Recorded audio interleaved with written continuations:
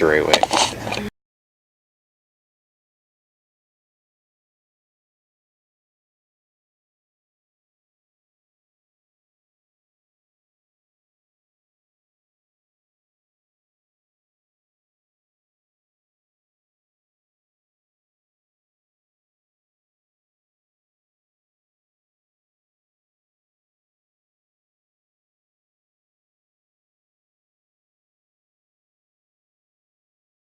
Braves have looking forward to next year? Pretty exciting, Rob. You know, I think Braves are always going to have a lot of guards. But I think the thing that's different about the future is see some guys that are bigs that are on the way that I think could make the team a little bit different. 2 6'8", and then a number of guys that are athletic. Your son next year, Amari Whitehead next year. Thinking about guys that are athletic and have some length.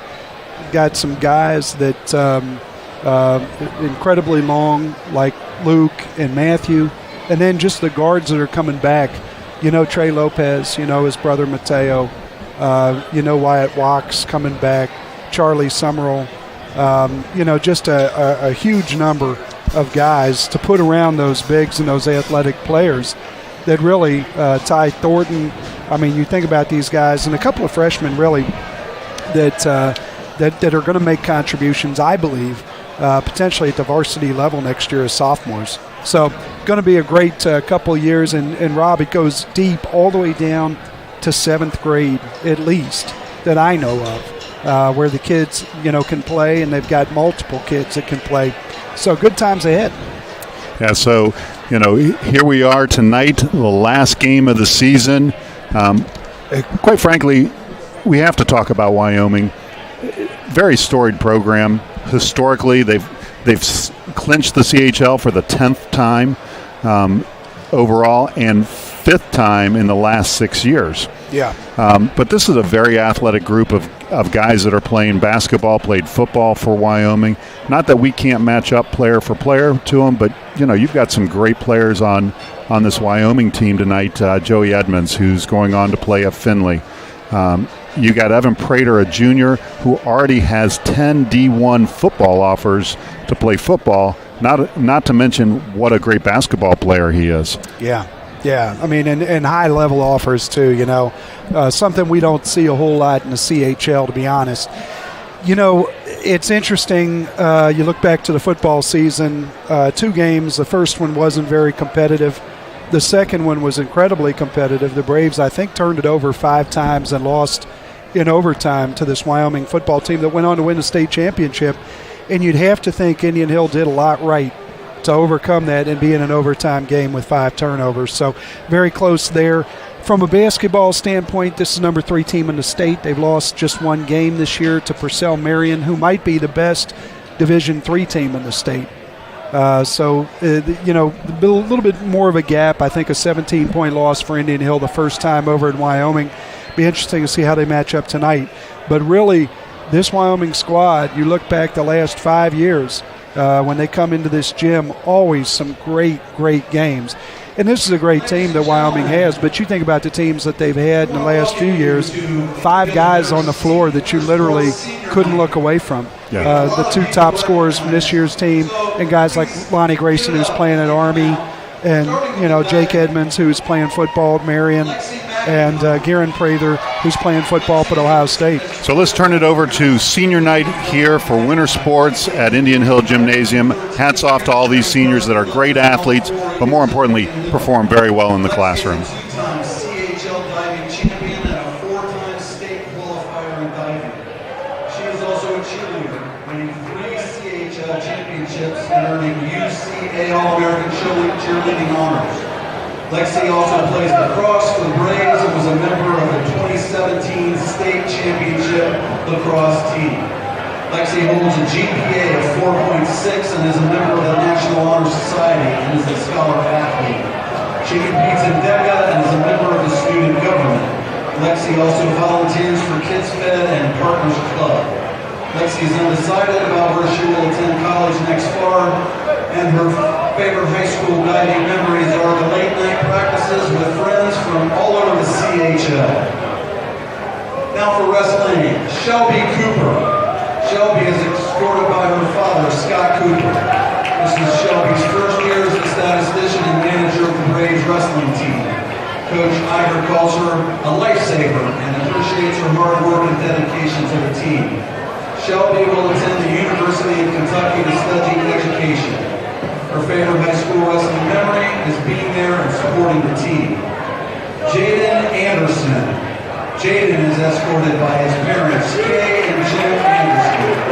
Jaden has wrestled for 6 years. He is a 4-year varsity letter winner and a 2-time team captain. He is also a 2-time district qualifier and has earned All-City honors. Off the mats, Jaden works part-time and is active in Kitsfed, Hill to Hill, and LaSoupe. He holds a 4.48 GPA and is a scholar athlete. He plans to study chemistry in college, but is undecided as to where at this time. Jaden's favorite wrestling memory is wrestling in the in-school duel in front of my classmates and teachers. Nathan Castro. Nathan is joined today by his parents, Francis and Armando Castro. Nathan has wrestled all 4 seasons, earning 3 varsity letters. He received CHL Honorable Mention honors. He is also a member of the varsity track team. He holds a GPA of 3.5 and is a scholar athlete. Next fall, Nathan will attend the Ohio State University and plans to study biology. His favorite wrestling memory is getting that sweet first pin. Jason Clark. Jason is joined by his mother, Victoria Clark. Jason has wrestled 4 years, earning 4 varsity letters. He took first place in CHL his sophomore year. Jason plans to attend the University of Cincinnati to pursue a physician's assistant degree. His favorite wrestling memory is winning CHL as a team last season. Jack Hankin. Jack is escorted by his parents, Barb and Jim Hankin. Jack has been on the Braves wrestling team for 2 years, earning 2 varsity letters. Last season, Jack was named second team All-CHL. He also plays football, where he earned first team All-CHL and second team All-Southwest Ohio. He holds a GPA of 3.4 and is a scholar athlete.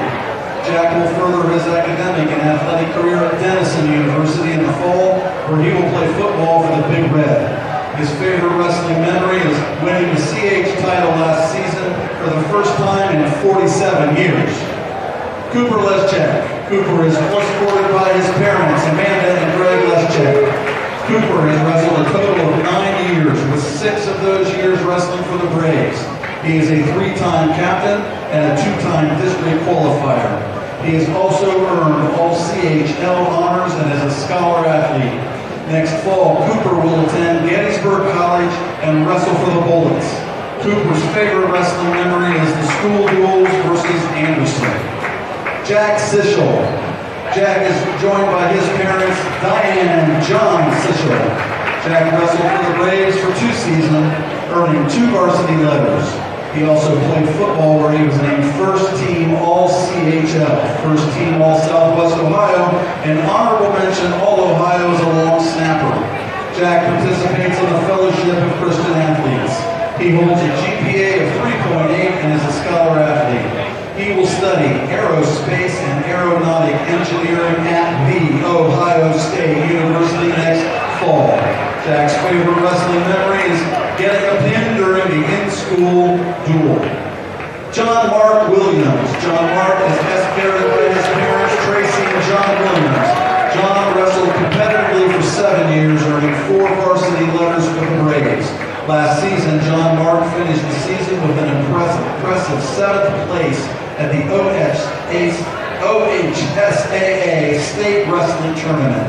John Mark plans to study business next fall, and his favorite memory is wrestling in the in-school duel. Cheerleading. Riley Holtz. Riley is escorted by her parents, Susan and Scott Holt. Riley has been a cheerleader for 6 years, and this is her 3rd year cheering for the Braves. Riley is a cheer team captain and a member of the CHL cheer teams who won the conference titles in 2015, 2016, and 2018. Ashley Hill. She is a Partners Club officer and Kids Fed volunteer. Riley holds a GPA of 3.5 and is a scholar athlete. She plans to attend Indiana University to study psychology. Riley's favorite high school cheer memory was color wars at practices leading up to the Nationals. Jessica Lodeman. Jessica is joined by her mother, Rhonda Lodeman. Jessica cheered for the Braves all 4 seasons, earning 3 varsity letters. Jessica was named the most improved basketball cheerleader in 2015 and 2017. She is a 2015 All-American cheerleader and is awarded the best facials by her captains in 2016. Off the court and field, Jessica is a member of DECA, Fellowship of Christian Athletes, and Kids Fed. With her GPA of 3.752, Jessica is a scholar athlete. She plans to attend a 4-year university to study business. Jessica's favorite cheerleading memory happened last year at Nationals when we were all crowding around the phone while at dinner to watch the varsity basketball game versus Deer Park on the IHTN live stream when we couldn't be there to cheer. Merritt McMullen. Merritt is escorted by her parents, Stephanie and Tyler McMullen. Merritt cheered for 5 years, earning 3 varsity letters for the Braves. She also cheered for football and on our competition cheer team. She was named the cheer MVP her junior year with a GPA of 4.5.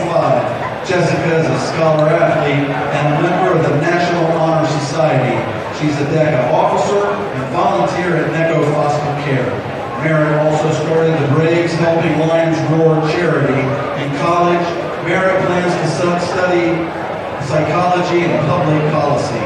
Her favorite high school cheer memory is winning the CHL cheer competition my senior year. Sammy Orr is escorted by her parents, Carrie and Janie Orr. Sammy has been a cheerleader for 8 years, earning 3 varsity letters for the Braves. Sammy also competed in track and field for 2 seasons. Outside of athletics, Sammy is the president of Fellowship of Christian Athletes and a volunteer for Kids Fed. She also tutors. With her GPA of 4.324, Sammy is a scholar athlete and a member of the National Honor Society. Sammy hasn't chosen a college yet but plans to study business and psychology next fall. Sammy's favorite cheer memory happened around sophomore year. After competing at Nationals, we were all sitting around the basketball court, eating pizza in our pajamas and laughing together. Ella Otterman. Ella is escorted by her parents, Rowena and Tom Otterman. Ella has been a cheerleader for 11 years. This is her 3rd year on varsity. She's a 2017 UCA All-American cheerleader and earned the Most Improved Cheerleader Award in basketball last season. Off the court, Ella is a DECA state finalist and trained student leader. She also volunteers for Kids Fed and Partners Club. With her GPA of 4.07, Ella is a member of the National Honor Society and a scholar athlete. Ella will attend Furman University in South Carolina next fall to study business. Her favorite high school cheer memory is going to the happiest place on earth with my 17 sisters last week for the last and best time. Erin Rorig. Erin is joined today by her parents, Leslie and Carl Rorig. Erin has been a cheerleader for 10 years, 2 varsity letters earned. When not cheering, Erin is a writer and editor for Chieftain and a member of the Partners Club and Girl Up. With her GPA of 3.77, Erin is a member of the National Honor Society and is a scholar athlete. Erin will attend the University of Toledo and major in early childhood education. Erin's favorite cheer memory is getting first place in the CHL competition this year.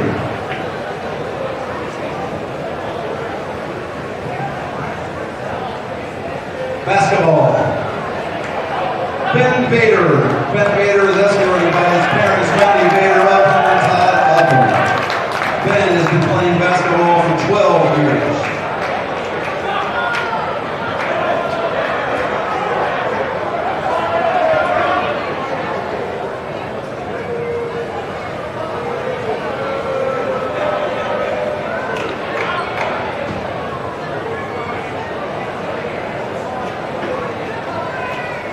My apologies.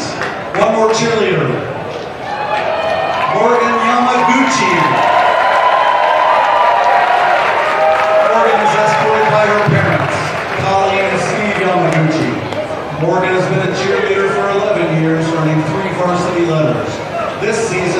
as a team captain. She earned the Team MVP award in 2017. Morgan cheered on the CHL championship teams in 2015, 2016, and 2018. She earned All-American Cheerleader honors in 2018. Morgan plays lacrosse for the Braves and with her teammates won the state lacrosse championship in 2017. With her GPA of 4.41, Morgan is a scholar athlete and a member of the National Honor Society. She's also the editor of the Cheesecake School newspaper. Morgan plans to study business in college next fall, but is undecided as to where. Morgan's favorite cheer memory is watching the fireworks every year with my sisters and the best team at the Magic Kingdom during the cheering nationals and being overlooked tonight at senior night. Again, my apologies. Ben Bader. Ben is escorted by his parents, Wendy Bader, up and Tyler. Ben has been playing basketball for 12 years, and this is his third season on the Braves varsity team. He holds a GPA of 3.4 as a scholar athlete. His favorite high school basketball memory is beating Goshen in the Hickory game at the Hoosier Gym in Indiana this season. Colton Brewer. Colton is escorted by his parents, Karen and Brian Brewer. Colton played basketball for the Braves for 4 seasons, earning 2 varsity letters. Colton holds a 3.6 GPA and is a scholar athlete. He will attend Miami University next fall and study business economics in the Farmer School of Business. Colton's favorite high school memory is Sam with his sledgehammer in the weight room. Johnny Boltman. Johnny is joined by his parents, Tiffany and John Boltman. Johnny played high school basketball all 4 years, earning 3 varsity letters. Johnny received CHL second team honors and All-City honorable mention honors his junior year. Off the court, Johnny is a member of the Fellowship of Christian Athletes, Student Government, and National Honor Society. Johnny earned a 3.9 GPA and is a scholar athlete. He will attend Wheaton College to study business finance and continue his basketball career for the Thunder. Johnny's favorite basketball memory is beating Roger Bacon in the first round of sectionals my junior year. Brian Lewis. Brian is escorted by his parents, Danny Atkinson and John Lewis. Brian earned 2 varsity letters while playing for the Braves all 4 years. He also plays lacrosse. Brian holds a 4.0 GPA and is a scholar athlete and a DECA competitor. Brian also is involved in Partners Club and Kids Fed organization. He plans to study finance in college, but is undecided as to where at this time. Brian's favorite basketball memory is dinner at Coach Birch's house. Sam Richardson. Sam is joined by his parents, John and Julie Richardson. Sam played basketball all 4 seasons, earning 2 varsity letters. This will be Sam's 4th year on the Braves lacrosse team, earning 3 varsity letters. Last year, Sam earned honorable mention all-region as attack man and was in the top 8 in goals and assists in CHL lacrosse. Off the field, Sam has a 4.61 GPA and is a National Merit Scholar and Scholar athlete. Sam is a trained student leader and an economics club officer. He volunteers for LeSoup and Stepping Stones. Sam plans to major in business or economics in college next fall, but is undecided as to where. Sam's favorite basketball memory is watching Ty and Wyatt dance in the locker room. And Jalen Thornton. Jalen is escorted by his father, John Thornton. Jalen played basketball all 4 years, earning 2 varsity letters for the Braves. He is also an accomplished football player, earning first team All-State honors and ranked number 7 in the city. Jalen was named the Ohio Division IV Defensive Football Player of the Year this past season. Jalen has a 3.4 GPA and is a scholar athlete. He will attend West Virginia University next fall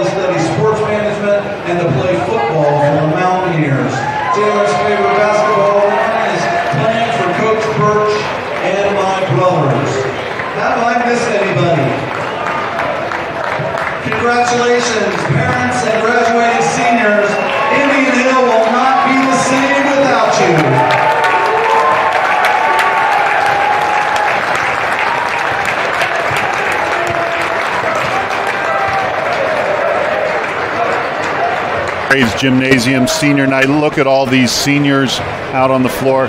Two things. Lots of great families out there. Lots of smart kids. We can debate all day long on who we want to have build our planes, but needless to say, I think if you took all those seniors' GPA and added it together, I think it's over a 4.0. Yeah, it sure is. Yeah, nights like tonight, Rob, you really think about the family dynamic and just everything that goes in to getting to this point. Obviously the kids do a tremendous amount of work to get here. But, you think about moms and dads and just everything that goes through it. High school's, got a lot of different aspects to it, and as does all childhood. And just, getting the kids there and you look at what they've been able to accomplish. It's a special time, really kind of a melancholy, reflective type of an evening.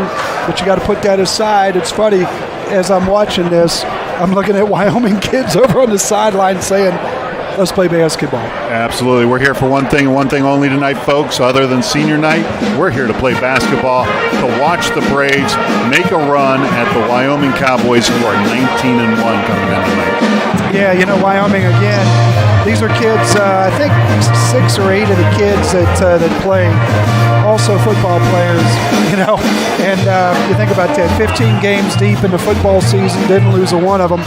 19 games, I think, in, and have won 18 of the 19 in basketball. So they're 19-1 coming in. Oh, 19-1. Okay, so 34-1 as a group of kids through the fall and into the winter.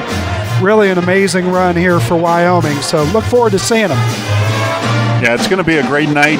The great part about this is we always talk about it at the beginning of the season. If we went back and looked at our preseason conversation that we had on air, one of the things that we talked about, that the CHL was going to come down to this game. Unfortunately for the Braves, we had a loss to Reading, lost to Deer Park twice, so we come in with a great record, but we're going up against a team that's 19-1 and hasn't lost in the CHL. So the CHL championship is already determined, but these two schools have an intense rivalry at every single sport, whether it be football, girls lacrosse, basketball, both on the boys and girls side. So this should be a great night. The Braves are going to be playing for pride. This is going to be a good tune-up, getting ready to go into next weekend, where we see Taylor again for the first round of the OHSA tournament. Yeah, the thing that's unique about this matchup in the CHL, it really should. These two teams ought to be good. They're bigger schools than the rest of the league by quite a bit. And, you think about the talent pool that they should have to work with. I'm always amazed at the Madeiras and, some of these guys that come out and compete, when you think about how small the schools are. They do just a tremendous job. Indian Hill, Wyoming, very blessed with the student enrollment, the type of school it is, etc. This Wyoming team a little bit different. We talked about Indian Hill and how many guys are new. Didn't play a lot of varsity minutes last year, or even the guys that did play varsity minutes are in significantly different roles this year. Braves have done a great job, everybody adjusting and raising the level of their game. This Wyoming team is a little bit different. Guys for the same part that were here last year are in the same roles as they were this year. Difference between this year and last year, reinforcements. A little bit of a deeper bench, a couple of guys that were young guys coming up and making major contributions. This Wyoming team is really back to what we had seen from them prior to last year, when they were just really, really thin. Low numbers to start with, a couple of injuries, tough year for the Cowboys, but they've returned in big fashion. Yeah, and tonight you've got Joey Edmonds, you've got Evan Prater, who both are in the top 5 in scoring. You got Edmonds in the top 5 of assists. You got Prater in the top 5 of rebounding.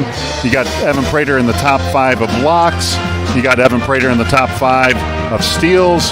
So this is a very, when you look at those two and then you look at the supporting cast around those two, you have to play defense against 5 guys, because if you focus just on Joey Edmonds like we did last game, Evan Prater is going to light you up. Well, you got 3, and I can count years in the past when it was 5. When you had Jake Edmonds to Joey and Evan, and you had Garen Prather, and you had Lonnie Grayson, who outscored them all. But, this is a team with 3, and you give yourself 3 as a coach anytime you got 3 really good options on the floor. The third one, you might wonder, who are we talking about? Well, we're talking about Walker. If the name Tyrese Walker is reminiscent to some that are watching the games, Isaiah Walker is the son of Tyrese, an incredibly explosive player at Xavier University. And Isaiah, much in the same mold, a young guy, just a sophomore. But those 3, one thing I'd say about that, Rob, Wyoming never worries about who's going to get the shots. They have no problem saying, here's your role. This is a possession guy. This is a defensive guy. This is a guy to give us fouls and minutes. This is a guy we want shooting it. Wyoming has done a great job, great culture, and frankly, it's why they win. Both the kids, the parents, the coaches, everybody on the same page with regard to roles, and not a lot of squabbling, a whole lot of focus on winning in that program. Yeah, their number one goal, regardless of who the player is always going to be to win the game. And, we talked about how do you measure that? Assists is a great way to measure it. They average 17 assists a game. We average 12. Yeah. Well, they're a good team. And one thing you know about Wyoming over the years, they've always beaten the teams they were supposed to beat. There was a period of time between like the 14-15 season and the 17-18 season where Wyoming had lost just to Indian Hill. Didn't lose to, when they were supposed to go over and beat Madeira, they beat Madeira. Yeah. When they were supposed to go on the road and beat Marymount, they beat Marymount. Deer Park until last year, that never happened. And it's not going to happen this year. So it's a team that is back to its ways, which is, they're going to lose to teams that are kind of even with them, but they don't beat themselves. They just don't make mistakes. They play well together, and it's really an impressive program. You got to tip your cap to them.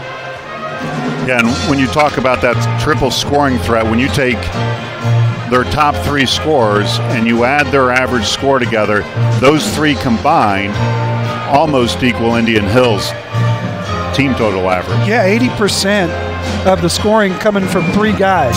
Yeah. There are quite a few schools where that's not the culture. The culture is, hey, what am I getting? At Wyoming, it's about what are we getting, and they're okay with 3 guys taking 80% of the shots. Matter of fact, first time these 2 teams played, I was out of town to see my son, but I'm looking through it. Wyoming took 44 shots. 40 shots were taken by the starters. So this is a group that is here to win basketball games, and I think, the kids look back at it after a period of time and really thankful for some of the experiences that these kids have had, whether it's a state championship run in football or it's a deep run in a tournament. Another opportunity this year. But Rob, as we say that, think about this bracket that sets up for Wyoming. You're going to have locally Hughes and Taft, and congratulations when you get out, or if you get out of that, which I think they're capable of. You get out of that, and now you got CJ up in Dayton is the next one, and CJ's a really good team. Yeah, a team that lost by just 8 at Moeller. Yeah, for those that aren't familiar with Ohio High School Athletic Association's seeding and how that works, they seed the teams, but they don't place them on the bracket.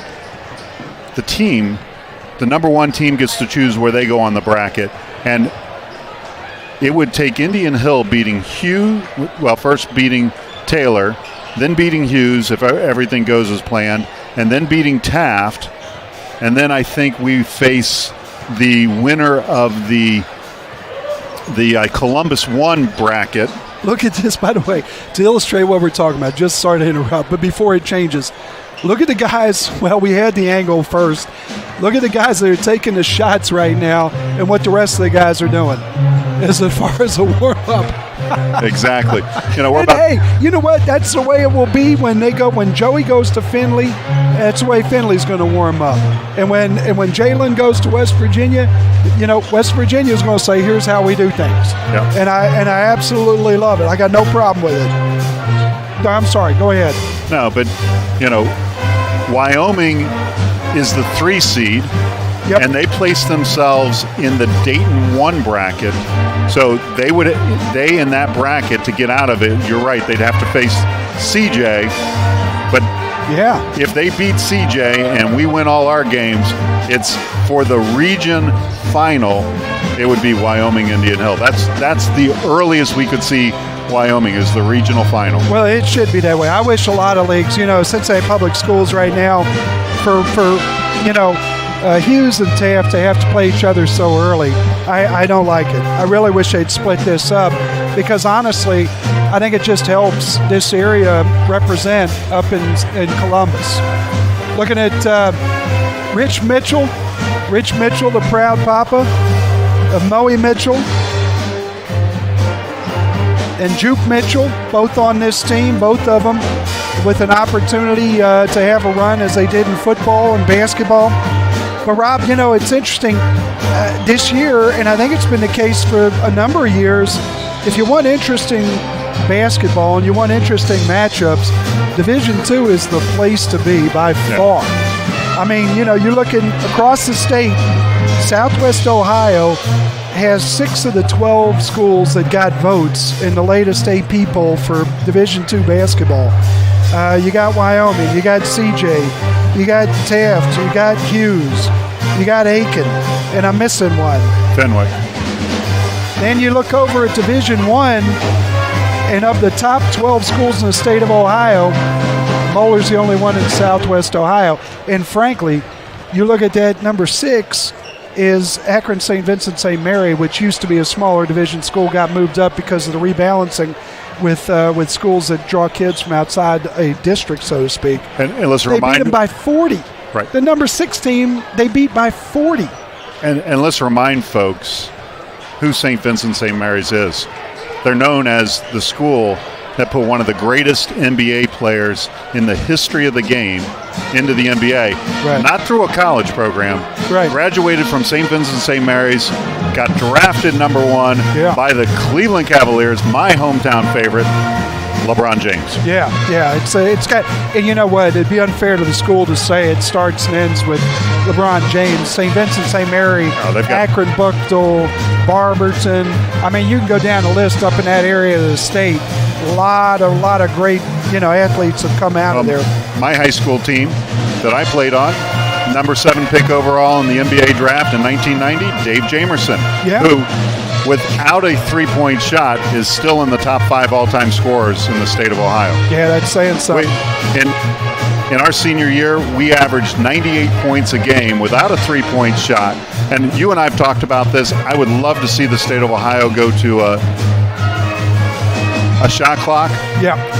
I would love to see us go more to an international rules platform because it would prepare kids for the college game much better. A lot of kids, it's a huge leap where why are international players doing so well in the NBA? It's because they, as kids, play to those NBA international rules where we don't. Yeah, whether it's development or it's just more entertaining basketball, I think everybody's in agreement. Just a matter of resources and, how are you going to account for that? I think we have a tough enough time with some of the things, but it's no excuse. We ought to be able to have a shot clock. We ought to be able to have the resources to do that. Hey, speaking of senior night tonight, we got 6 Braves that are seniors. We got Ben Bader coming out here, Jalen Thornton, Colton Brewer, Brian Lewis, Sam Richardson, Johnny Baltima. I mean, it's just a great group of kids. And tonight, I believe the guys are wearing number 9 for the 6th man. For the 9th man. The 9th man with ALS. And I apologize, I don't know the young woman's. It's Ken Miller is the father, and I'm a father of 4 boys, so the girl's names always slip my mind. She's a soccer player and a lacrosse player. It'll come back to me, but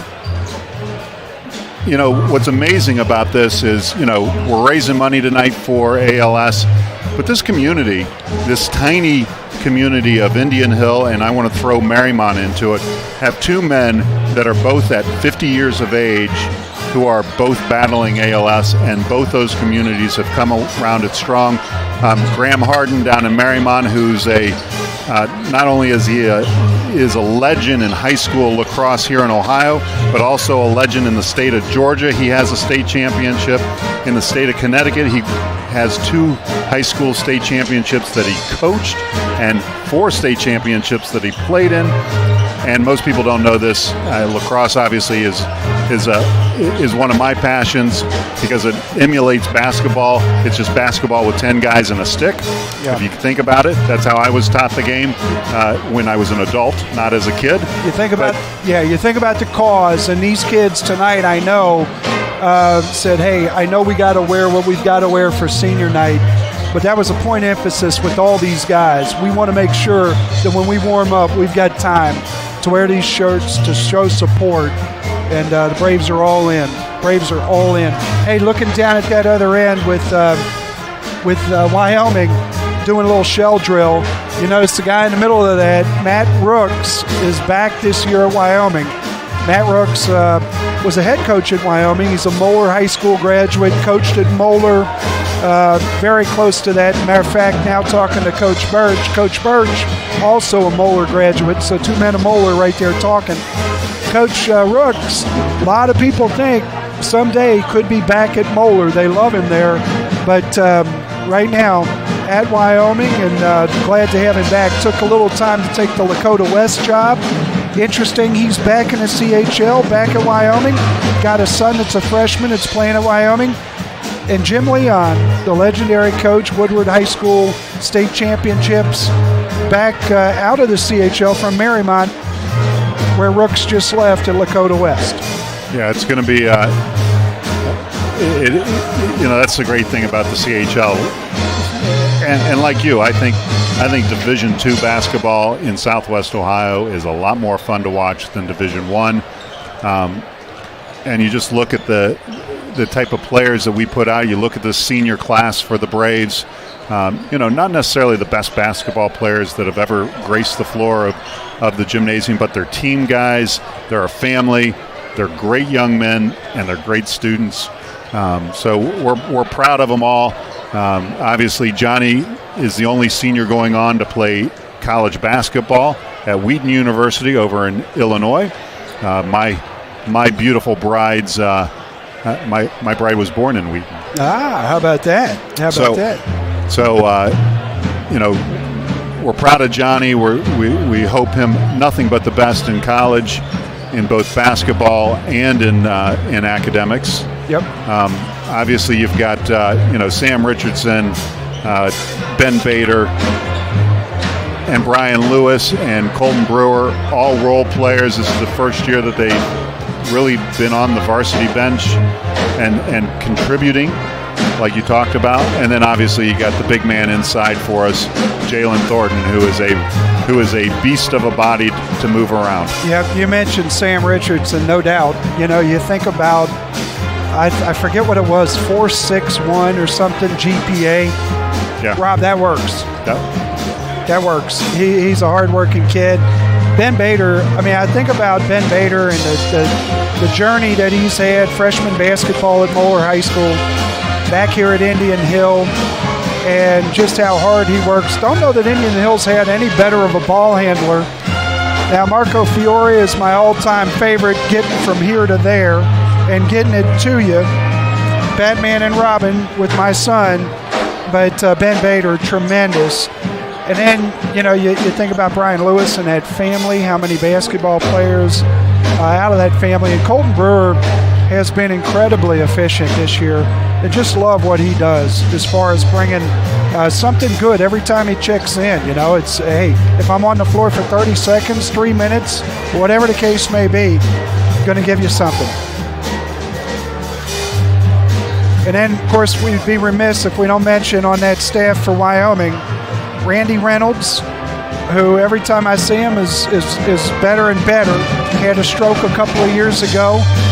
And the brother of Jim Reynolds, who was at Madeira, is down in Tucson, Arizona. Speaking of which, Tucson, Arizona, Johnny Baltimore's grandmother now, spending her time in Tucson, Arizona. Not bad. That's probably pretty nice about this time of year in February. I can give you a weather report from Tucson, a Indian Hill graduate who is plays a different sport than most kids. He's a professional cyclist, is in Tucson, Arizona, training right now, and it's been rainy and cold. Oh no! What the heck? That's not right. No, Mountain Lemon, which is about a 13,000-foot climb for a cyclist, had snow on it today. And then last but not least, we'd be remiss to not mention on that Wyoming staff, the dad of Will Church, Randy Church. And Will wanted me to make sure I sent a shout out to his dad. You traitor, what are you doing coaching Wyoming basketball? Will Church is all in on Indian Hill. He's working the camera tonight for Indian Hill, and his dad does a tremendous job over there with the Cowboys. Maybe too good of a job. I would agree, too good of a job for the Cowboys, but hey, we have a future PGA professional in our midst running camera for us tonight, and he's looking awful sharp in his sunglasses because it's bright in here today. Will, what do you got to say? The thing is, though, he knows these kids from Indian Hill, so he knows how they play. Like Mateo, he coached Mateo for 8 years in basketball, so he knows how Mateo plays. Yeah. So he can use that knowledge to his advantage. Yeah, that is true. And, you know, if I would have known he was going to start coaching at Wyoming when Josh was in 6th grade, I might not have let him play for your dad that year. Hey, Will, wasn't Matthew Veith on your team? Matthew, wasn't he on your team with your dad coaching? Yeah. Well, your dad's not going to recognize him next year when he's giving your dad a hard time because he's going to be a handful. So we have about 1:17 here before we get underway. We're going to take a short little break here. Brian and I will run out of material to talk about if we keep talking. At last minute's the hardest. And so we're going to take a break. We'll be back on we're staying on air, but we're getting ready for the national anthem and all that stuff. So Brian and I are going to take a short little break here. We'll be back on after the national anthem for player introductions.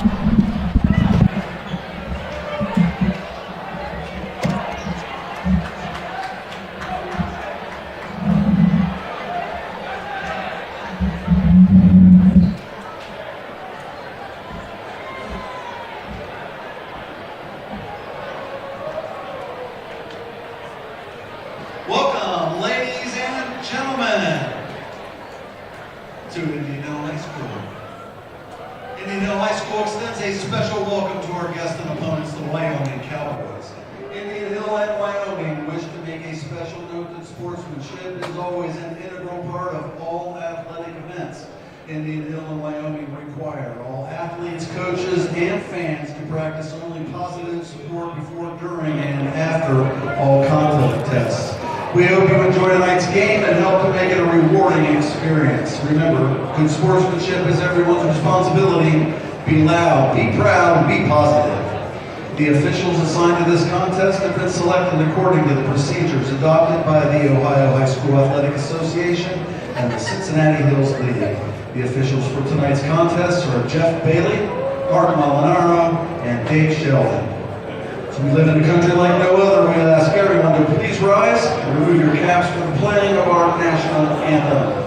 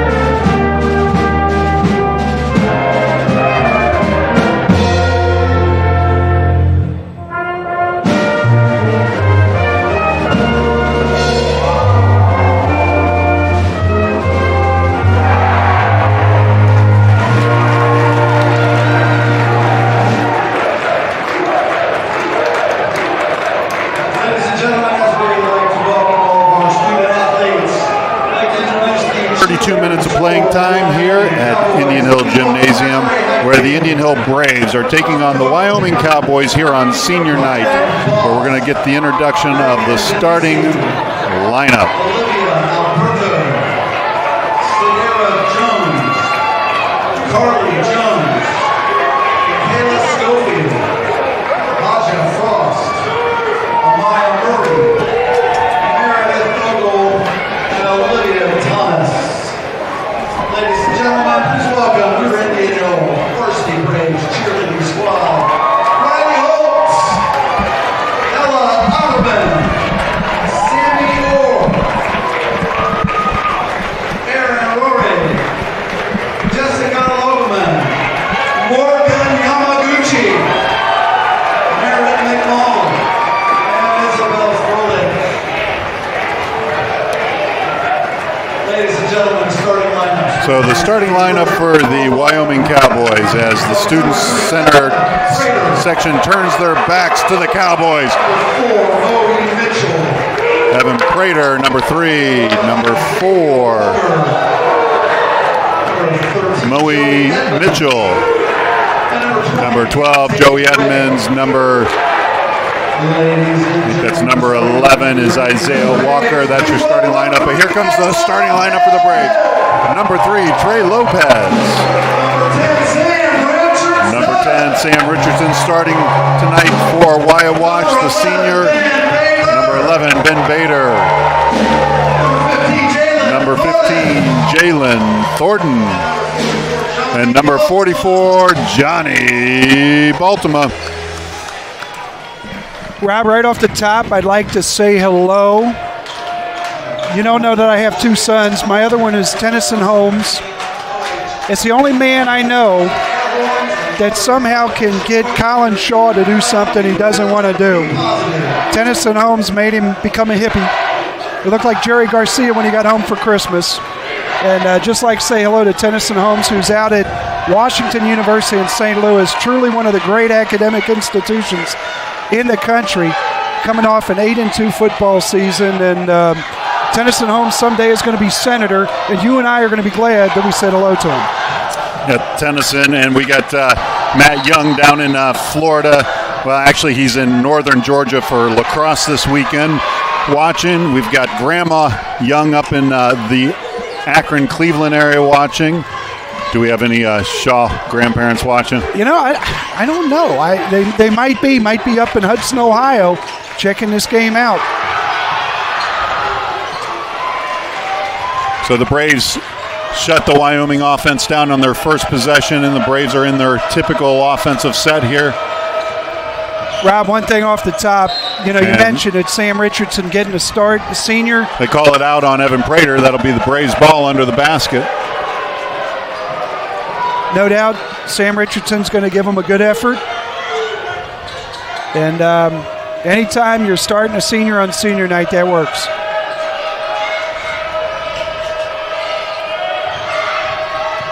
Boy, I tell you what, that's a tough one right there. Johnny Baltimore. Evan Prater getting all over him. Thornton. And that's what the Braves need to do to take advantage of that mismatch of Thornton against number 20, Dante Gray. But Evan Prater is going to give Johnny Baltimore all he can handle. They're not going to let Johnny shoot the ball. And Wyoming hits their first 3 of the night.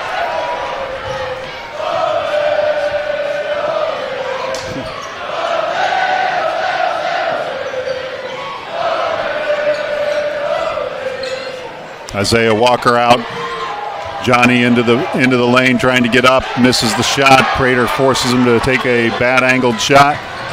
And Wyoming on the fast break scores again. Braves go down 5-2. Yeah, Wyoming doing a good job getting out. Braves got to get back. But how about Evan Prater just walling up? Really important when you got 3 guys like this that they stay on the floor.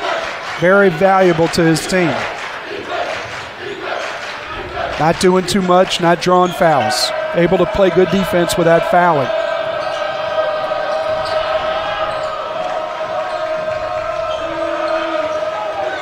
It's a great matchup right here. Trey Lopez with the Joey Edmonds. Wyoming with the rebound.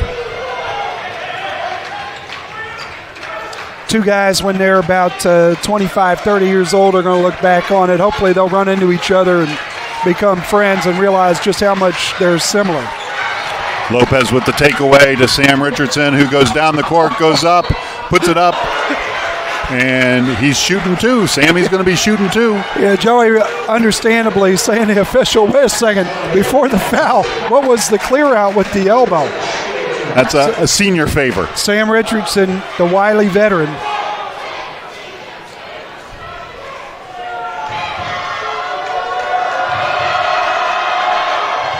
But again, these three Wyoming starters really got to be careful. Want them on the floor. They are so important to this team.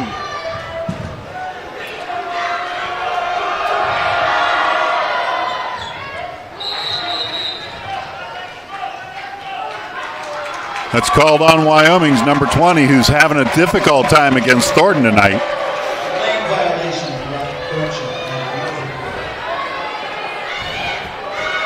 So I like the matchup I like on the floor for the Braves is Thornton against 20.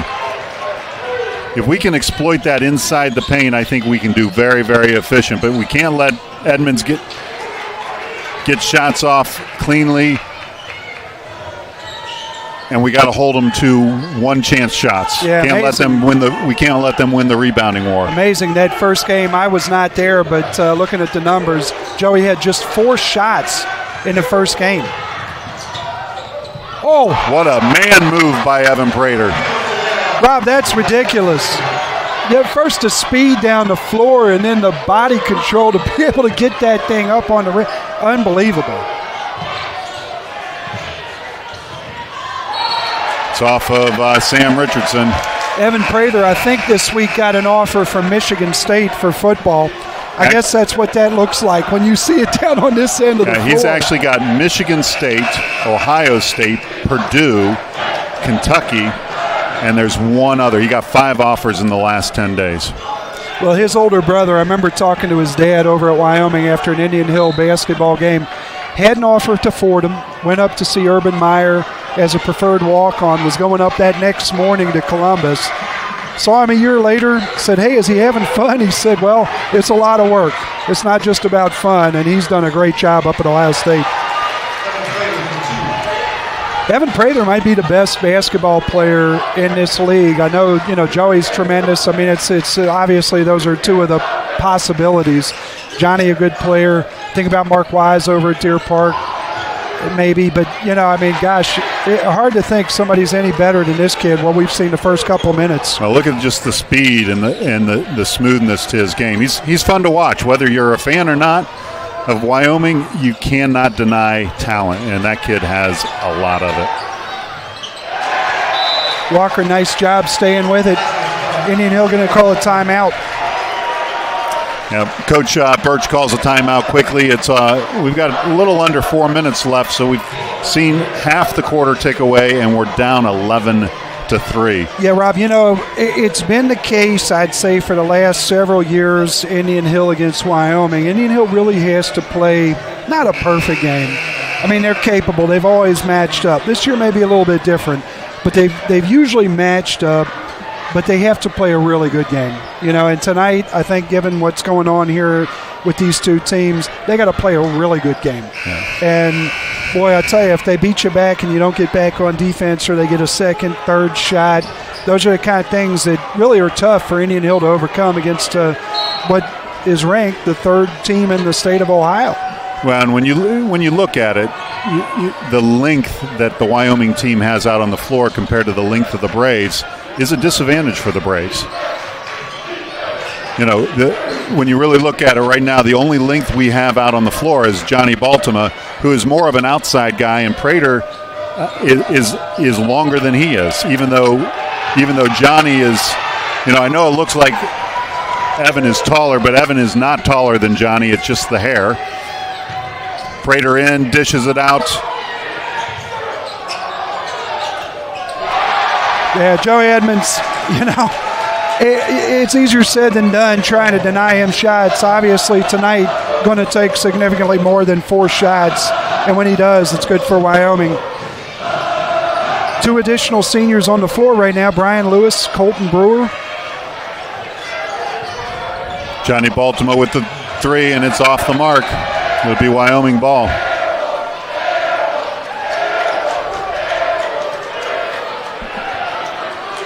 Jalen Thornton's coming back out. We got to get a body in there for rebounding.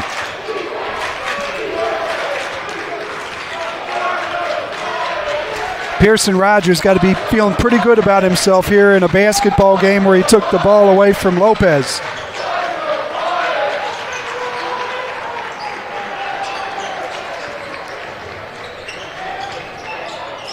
Everything happens once, Rob. Everything happens once.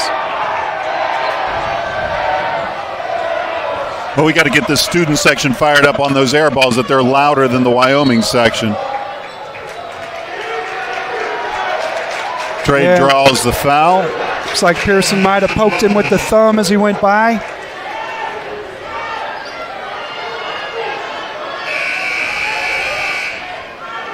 A little bit of a hand check there. Trey Lopez a handful. Rogers doing a good job. Now they're going to switch it up. So that's going to be Moe Mitchell, Rich Mitchell's son. Rich Mitchell, a legend in intramural basketball up at Miami University, Millett Hall, Withrow Court.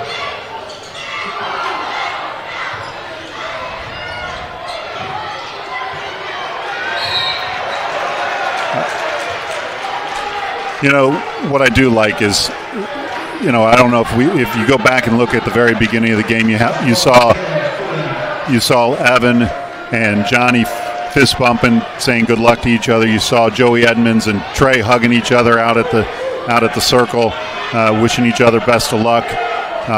You know, they may hate each other on the floor, but these guys have a lot of respect for each other. Well, it's interesting. This league has galvanized in the last year a lot of guys that have a lot of respect for each other, and league's been through quite a bit, particularly in a basketball standpoint, and I think these guys have a true appreciation. Root for each other when they're not playing each other. And folks, watch that move. That's Evan Prater going up against Jalen Thornton, and those are college moves. Those are not high school moves.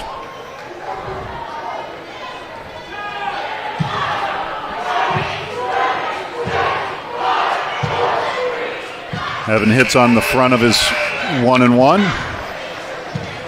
Yeah, really kind of amazing. Evan Prather, you look at it, 6'5", and, you know, really plays, I mean, as quick and as low to the floor as many of our guards.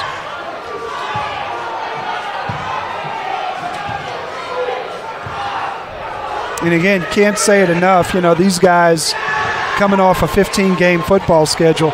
The one that is astounding, really, to me, is Joey Edmonds, playing offense as a starter, defense as a starter, and being out on special teams over a 15-game stretch. You know, Evan Prather is a quarterback. Of course, they're going to take care of him a little bit, but, boy, it really, anybody that was out there, amazing. Well, that's what folks, you know, we lost by 7. Oh. And here comes the two-handed throw down. Yeah, you don't get many of those in half court, so when you get a transition opportunity, you got to take it. Evan Prather's so excited. Young took his opportunity at the end of the game. Not quite as beautiful as that move, but and that ball gets thrown away and another turnover. Yeah, Wyoming coming out, just the intensity's a little bit different right now. So Jalen Thornton up on the bench, trying to get his guys to match that intensity level. 17-3 with just under a minute left here. The Cowboys are going to try to hold this ball to the end of the quarter. Prater travels. But once again, Rob, you know, it really comes down to you only got, you know, 3 guys that you say, hey, this is a tough matchup. And right now you got 2 guys on the floor where you say, hey, this is a tough matchup. But, you know, you got Trey Lopez out on the floor. You got Johnny Baltimore out on the floor. You got guys that can match up.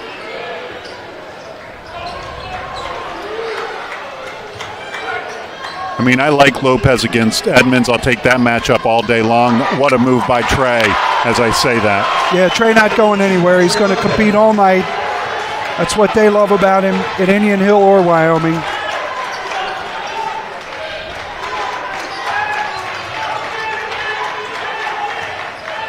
Look at this double screen over here.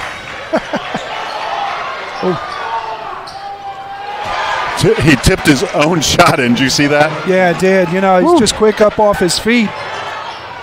Bader with a long shot. Prater pulls it out of the air. So it's going to be a long night here for the Braves if we keep going this direction. It's 19-5. Braves are down. Evan Prater is putting on a spectacle here. Yeah, these things have a way of evening out. I mean, you know, there are runs. Basketball's a game of runs. I suspect the Braves will make one. I think we'll settle in. You know, but the Braves right now just got to get out and compete each possession and just win possessions. The Braves' offense all season long has been like a diesel engine. First quarter's really warming up, and I don't know if that's because our warm-ups aren't really getting them ready, but when you look at it, we only average 7 points in the first quarter for the entire season. So we've got 5. We're under our average for the first quarter. But we are a second-half team. We tend to come out very strong in the second half. So hopefully the Braves will figure this out and come out and start making some stuff happen. Yeah, the Braves will play a lot of guys. You know, I mean, every year, though, you get this situation. Last year, Wyoming faced it. Wyoming was missing a couple of starters due to injury. You know, right now we got Wyatt Walks in a boot. We got Amari Whitehead out.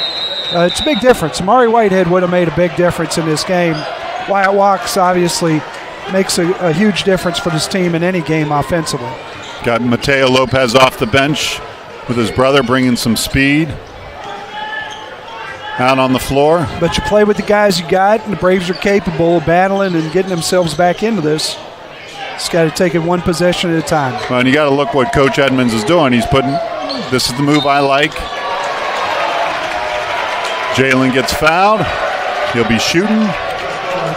Yeah, Jalen Thornton, the senior, the consummate, you know, teammate. I mean, everything you could ask for in a teammate. And this guy right now, I like him being on the floor just to, if you're going to stabilize and you're going to start taking it one possession at a time and really competing, that's the guy you want on the floor.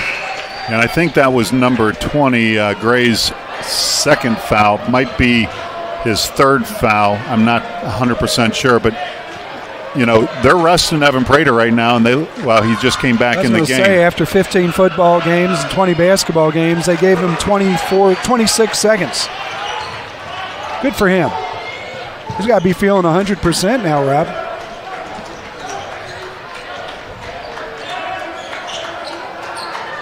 And it doesn't look like they called that last foul on number 20. I thought it was on number 20.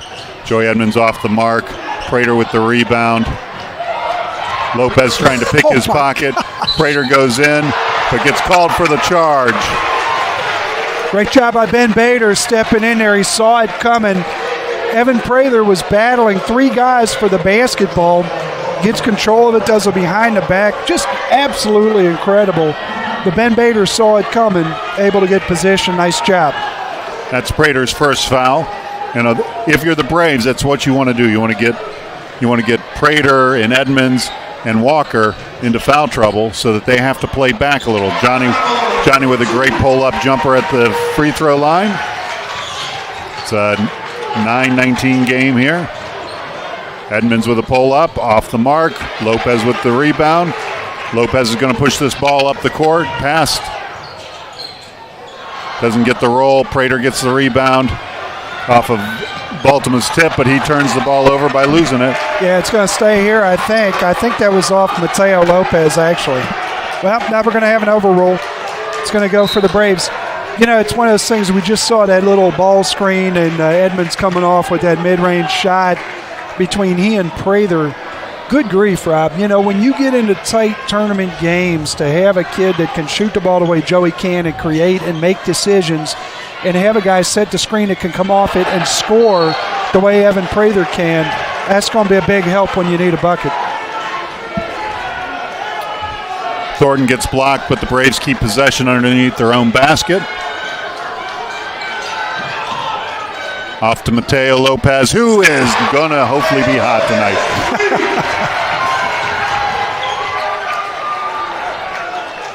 Lopez with his first 3 of the night. Walker into the lane, no shot. Going to call a foul on Thornton. That'll be his 3rd. And they're going to bring Josh Young in to relieve Thornton. Really like this kid's game. Walker, he's the one guy on the floor right now that you can tell is absolutely growing into his body. I mean, he is 100%, still getting there. I mean, it's not even close to what he's capable of being. Once he gets into that body and then matures a little bit, just looks like a really young guy. You tell he's going to be special. So Young's going to be guarding Gray.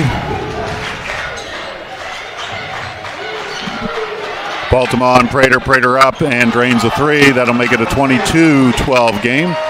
Rob, that's not fair. That's not fair. I mean, you got to guard so much, and now you got to get out there, get exposed, to be able to sit down and keep him in front and get a hand up. Not fair. Young with the recovery.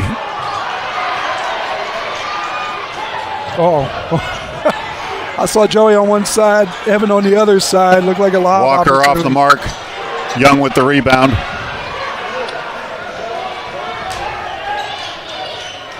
Lopez brings it up, setting the offense up here. Mitchell against Lopez. Got a matchup right there. Johnny drives in, goes up. Off the mark, Prater with the rebound. Like to see that right there. Johnny Baltimore taking the ball to the basket. In spite of the athleticism of Prater, Johnny Baltimore doing a great job. Nice creation there by Joey. Yeah, pulled Young off of Gray for the help side. And Mateo Lopez a little late to recover onto Gray, and Gray gets a nice little layup. Bader with a pull up off the mark. Young with another rebound. Out to Mateo Lopez. Young will get an assist and a rebound off of that possession. Yeah, Mateo Lopez with a hot hand. He's a streaky guy. Let's ride that a little bit more, see if we can get this thing down to 2 possessions or so by the half.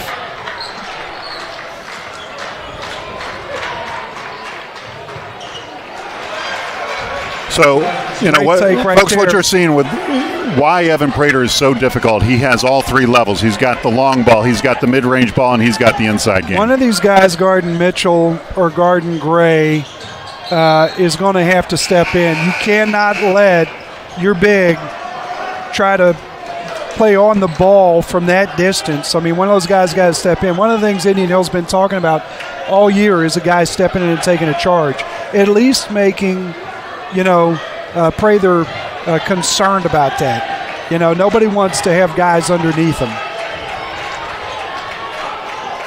So the Braves have gone into a...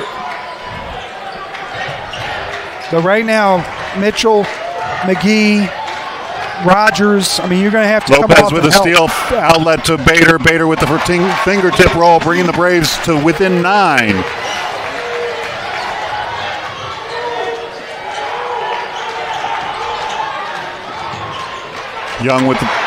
Lopez with the breakup. Young with the recovery. Lopez to the coast for another 2.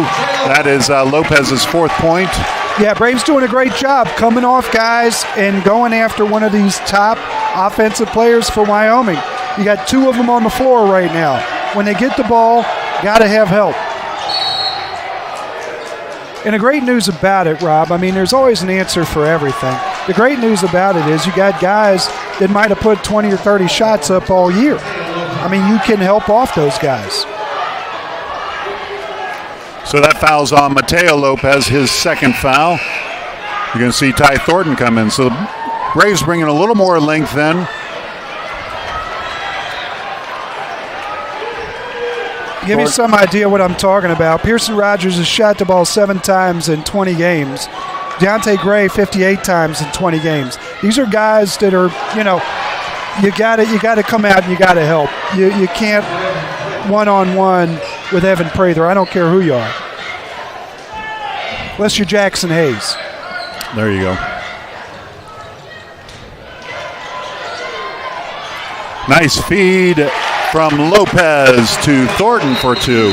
But even Jackson Hayes, we wouldn't want him out there 20 feet away from the basket with Evan Prather. Well, Braves, in spite of some of the difficulties, cutting it to 7 here.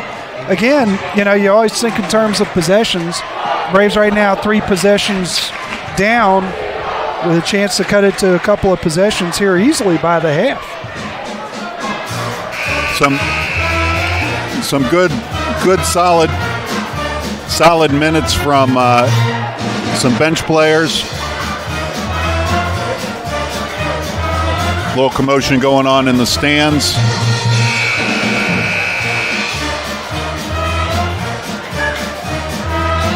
So we got 2:35 left here in the halftime, till halftime, folks. Big time halftime show here, not. So take that time to go to your refrigerator, get a drink. This quarter is being brought to you by our great sponsors and boosters: Summerall Tires, Weiler Automotive, Grasscore, Dial One, Everything But the House, Beacon Orthopedic, Huntington Bank, Sipsy Klein, Clee Camp. And there's a new one over there, Brian, and I'm not sure what it is. They're going to call a foul on Prater, I think. Maybe not. You did say Bob Summerall. I did say Bob Summerall Tire. Excellent. I'm not sure what that blue sign is underneath the Beacon sign. That's a new one. Yeah, I don't know. Looks like the American flag. It's got to be good. Ty Thornton on the floor. Josh Young, Johnny Baltimore, Ben Bader, with Trey Lopez.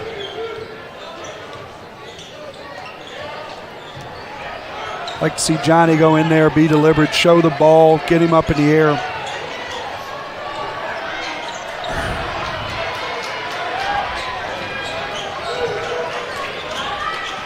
Just too much length out there on the floor for the Braves.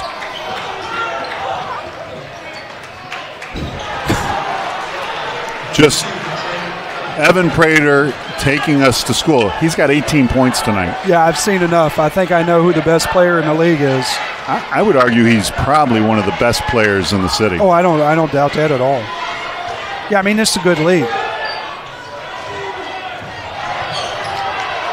Thornton to Baltimore on the rebound, taking it to a 7-point game with 1:18 left. Braves doing a good job of scrapping, getting themselves back. Unconventional baskets, but those are the kind they're going to need. Young comes out to put a little bit of pressure, and that's going to be over the back on Isaiah Walker. That'll be Braves ball with 1:07 left. And that's all the Braves need to do. You just got to eat away at this little by little. You got to stay calm, patient. Yeah, and you got don't play helter-skelter basketball. And you got to be solid. Trey Lopez, that didn't just happen. Trey Lopez with great position, boxing out. You got to put guys in position to make mistakes. And Trey Lopez with a great job of it right there. Next thing I'd like to see is put guys in position to make mistakes, show the ball, get them up in the air, get some fouls, get some guys in Lopez trouble. Up, and he drains it. Young with another assist. Not to say that that's going to happen. This Wyoming team, fundamentally very sound. You're really going to have to work to make them do something like that. But, hey, high school.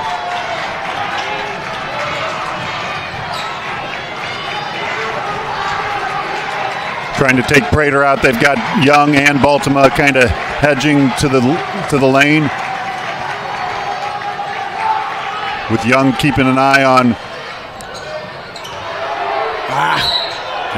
That's not a good foul for Baltimore, but yeah, 2.7 seconds left, a 2-possession game. The Braves with a stop there, they get fortunate really. Joey misses a shot, pushes it back up to a 2-possession game with a pair of threes, and now potentially a 3-possession game. Walker doing a great job, and again, it's each of these guys. Wyoming culture, they have different roles. Not everybody is the same player, but everybody is important.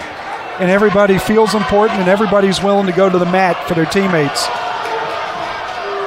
Isaiah Walker, a really good player, could be a leading role in a lot of schools and willing to do things like that to make winning plays for his team.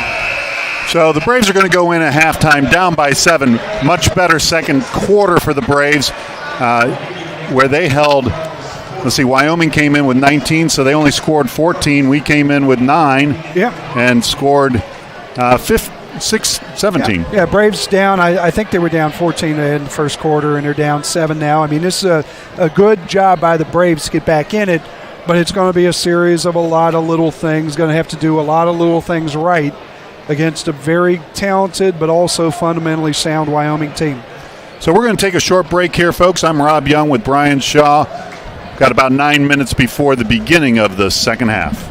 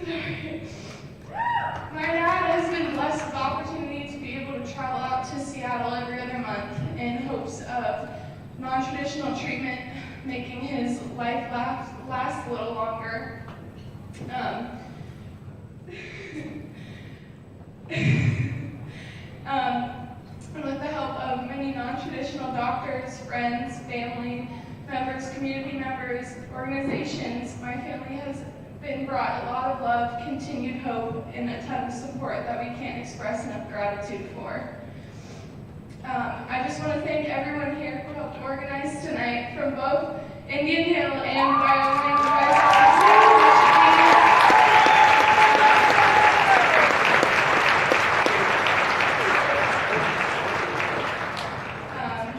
And to everyone here supporting the cause and our seniors and everyone who continues to stand behind my family and I as we go through this tough journey. I want to thank everyone here, more importantly, on behalf of my dad, because I know how much tonight means to him, especially with him having a very accomplished, as he likes to say, basketball career here at Indian Hill himself.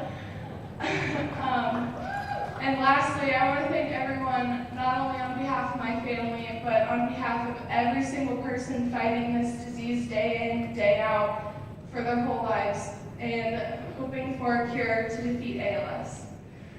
Thank you.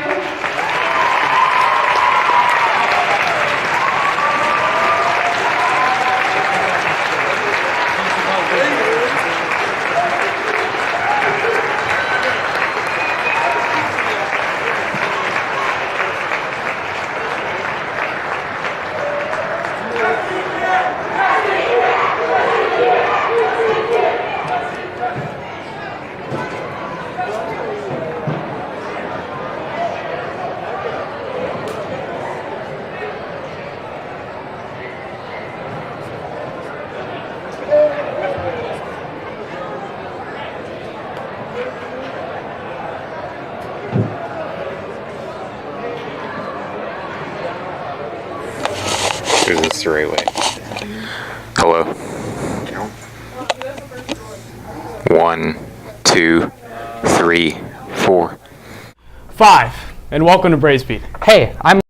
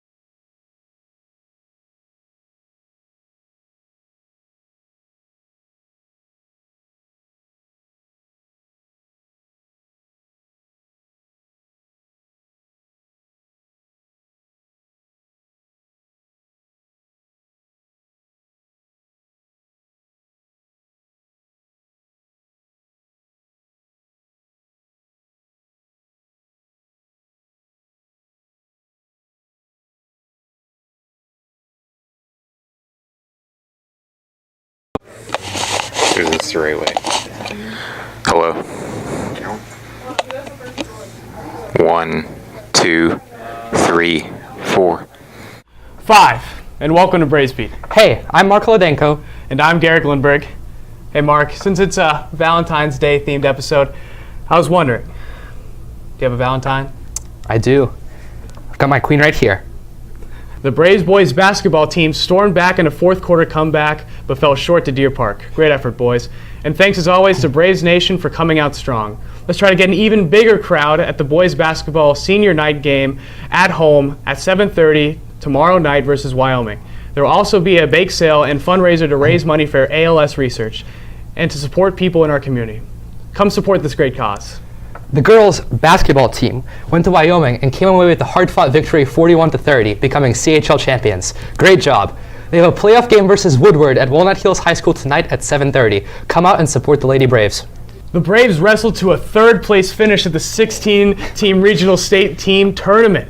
The next events are Senior Recognition Night, which will take place on Friday during the basketball game. On Saturday, February 16th at 9 a.m., Wyoming hosts the CHL Wrestling Championship. Be sure to come out and support our defending champions. The Indian Hill men's swim team scored another victory after their CHL win last week. They went back-to-back at the Ohio Southwest Sectional Championship and came out in first place. The Indian Hill women were coming off the terrific second-place finish at the CHL Championships, and they had another great performance at the Sectional Championships, finishing second place. Great job to both teams.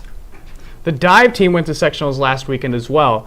Lexi Magenheim put an exclamation point on her amazing IHHS career with a third consecutive sectional championship performance. Great job. Ethan Morris also came ready to compete, racking up an impressive 319 points to take third at the podium. Valentine's Day is today, so let's look at what's brewing down in the halls of Indian Hill High School.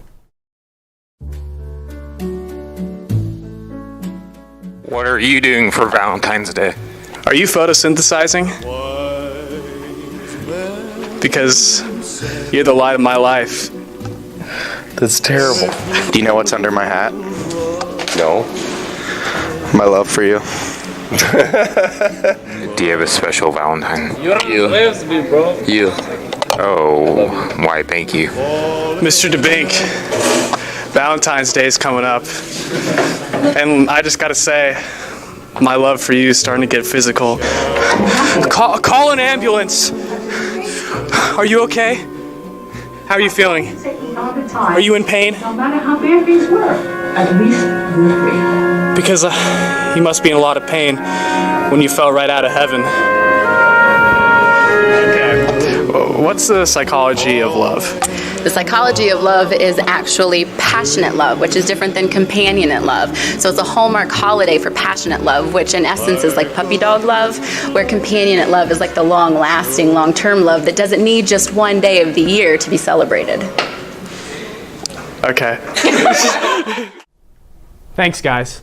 Congratulations to Big Money Meach for continuing his academic and football legacy at West Virginia State University. We wish you, Meach, the best of luck. The cheer squad ventured down. Welcome Welcome back, ladies and gentlemen. I'm Rob Young with Brian Shaw, bringing you the second half action on this senior night here at Indian Hill Gymnasium, where the Braves trail the Cowboys 26-33. So, Brian, second quarter much better for the Braves. Wyoming's going to start this quarter with the ball. When we get chances in between the break, let's talk about what the Braves have to do this second half to win. Well, interesting. Braves come out in the zone, and we'll see how that goes. I like it. Just change things up a little bit.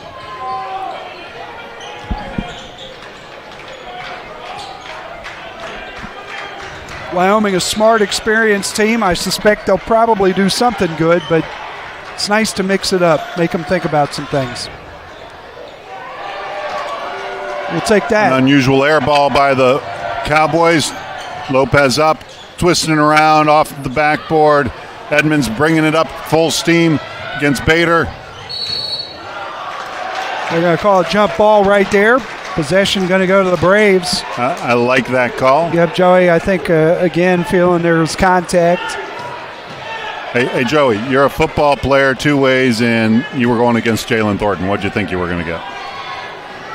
Well, different season, Rob. Different season. But that was all ball. That was Thornton trying to strip the ball. Back on the other end, Lopez with a great move against Joey, but help coming from Prather. Prather with great hustle to get down and affect that first shot for the Braves in the second half.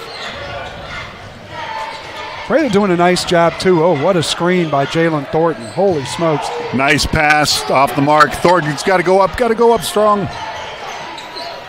Lopez. Yeah, Prather doing it on both ends. Great help defense there.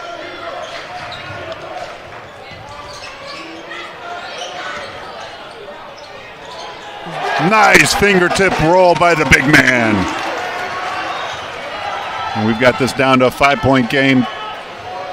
No help side. You cannot let that guy cut through the lane like that. That was just a breakdown on the defensive side of the ball.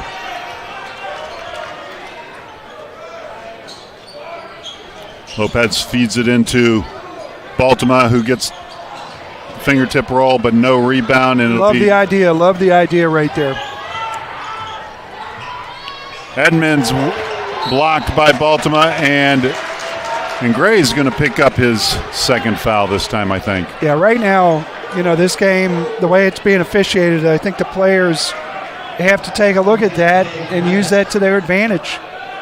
It's just like a strike zone, Rob. You can sit there and you can talk about, hey, that pitch was out of the zone or whatever the case may be, but after a couple of innings, a few at-bats, whatever the case may be, hey, that's what's being called.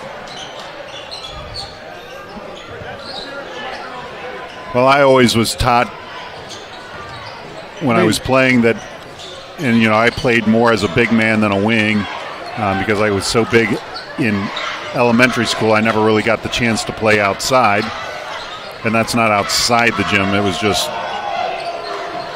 if I was outside the paint, I was lost. And I was always told, push your limits until you get your first foul. Now you got a baseline. Start figuring out what you can do. And I was always told, as a guy that was responsible for playing tough defense and matching up against guys, that if I finished the game with less than 4 fouls, I wasn't playing hard enough. Sounds like the advice Patrick Oakes used to give Mick and Joe. Had Mick and Joe over at St. Gertrude. And before games, Patrick would say, make sure you use all 5. I'd say, thanks, Dad. That's really helpful. But nonetheless, this game has a little bit of a different officiating approach to it. It's similar to what we saw now. We're starting to see that's going to be Gray. Change. That's going to be Gray's third foul over the back, called on him. And Rob, the other night we saw 14 total fouls between Indian Hill and Northwest, between the two teams combined. Yeah. You just don't know what you're going to get, but you do have to adjust. Well, we talked about the 3 primary players, Walker, Edmonds, and Prater.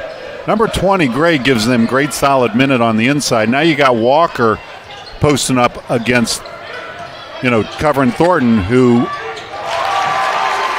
Yeah, the base for Jalen Thornton's going to be trouble there. This is a 5-point game now.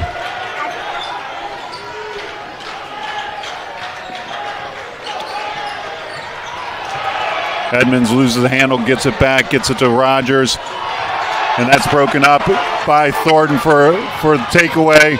Lopez up, misses the ball. His shot was altered by Prater. Yeah, once again, Prater with help in the hustle.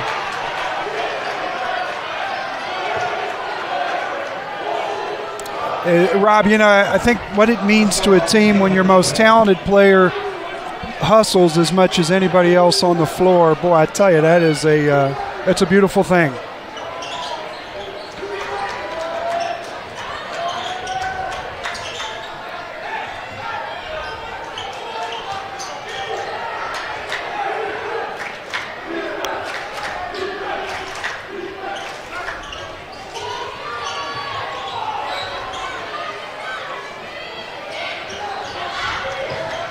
Thornton does a great job of walling up against Prater, forcing him to dish the ball off to Edmonds.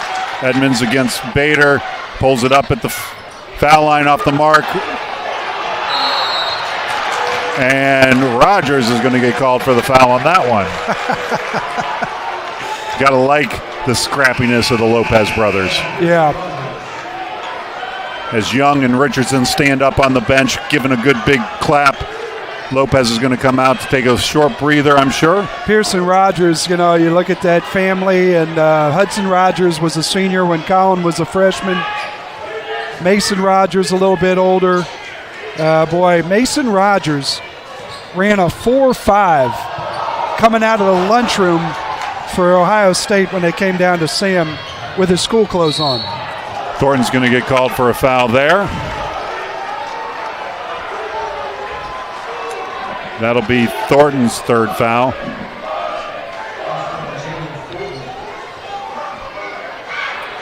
Birch is having to manage a bench where some of the guys that I think he would like to have out there, he can't play very much. Lopez is going to be limited to 3 quarters. Young is limited to 2 quarters. Thornton's limited to 2 quarters. So you got to think he's going to try to play Thornton this quarter, use Young in the 4th quarter, because he needs those guys out on the court. And that's the problem when you've got some good, solid players coming up from the JV program to add minutes. You got to manage against that. And both those guys off the bench have given some good, solid performances.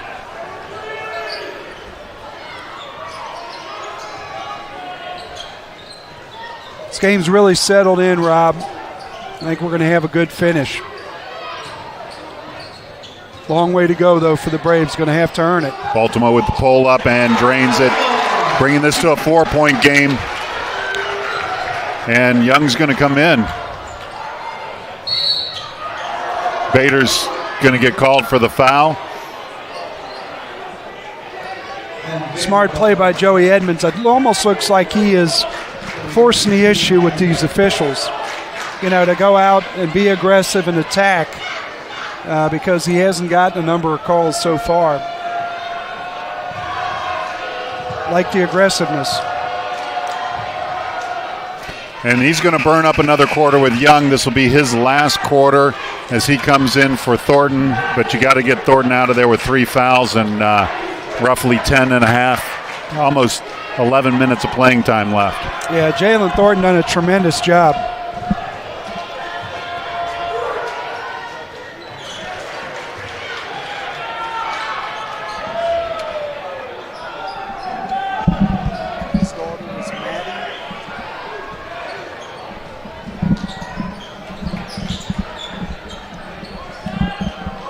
So the Braves are working their offense.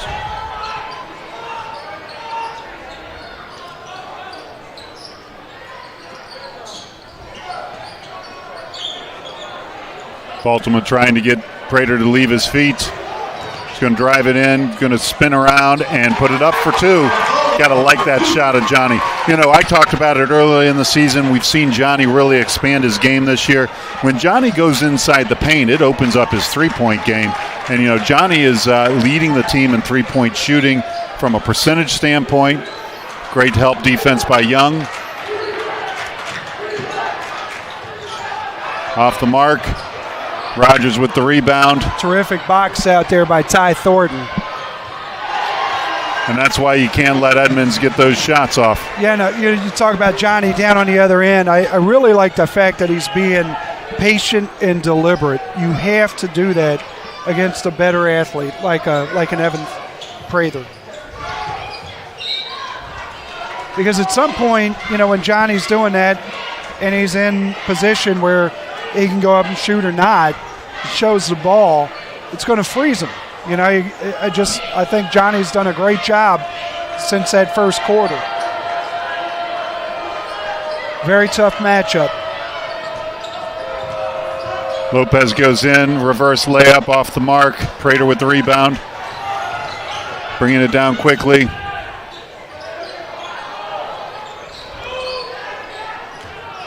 Oh. Just a man move on that baseline. It really is just tremendous athletically. You know, his older brother did some stuff that was pretty amazing here too. Had a dunk that was off a baseline drive in front of the Wyoming bench here a few years ago. Nice pick and roll, but off the mark for Young.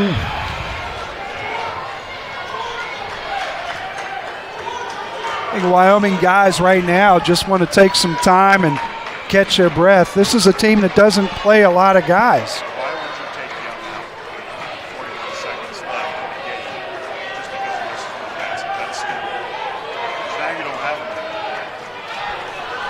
Brewer doesn't bring anything to the game in 40 seconds. You know, you look at that Wyoming bench right now, two guys with the warm-ups off would tell you that they played 7. I don't know that that's accurate, but I believe they've played 7. These guys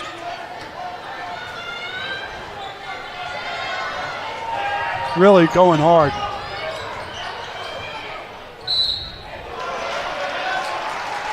Young coming over for the help side, draws, gets called for the foul. Prater will be at the line shooting 2 with 5 seconds left.